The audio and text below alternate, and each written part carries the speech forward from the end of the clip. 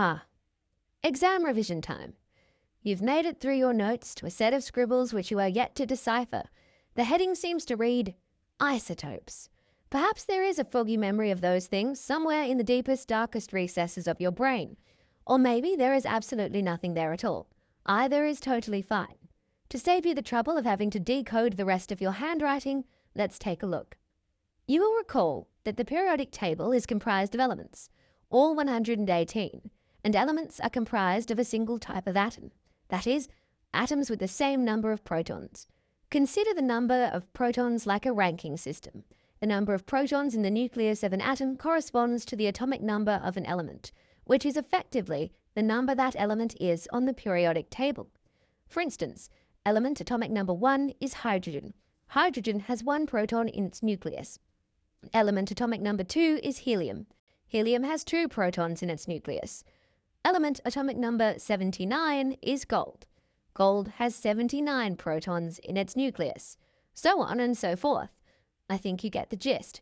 But what then, you may ask, is an isotope? That is the point of this video after all. An isotope is essentially a variation of an element. It has the same number of protons in its nucleus as another atom of that same element and therefore occupies the same rank on the periodic table. For instance, carbon-12 and carbon-14 both have 6 protons. They are both carbon atoms with atomic number 6. The difference is in their neutrons. Different isotopes have different numbers of neutrons and thus differing mass numbers.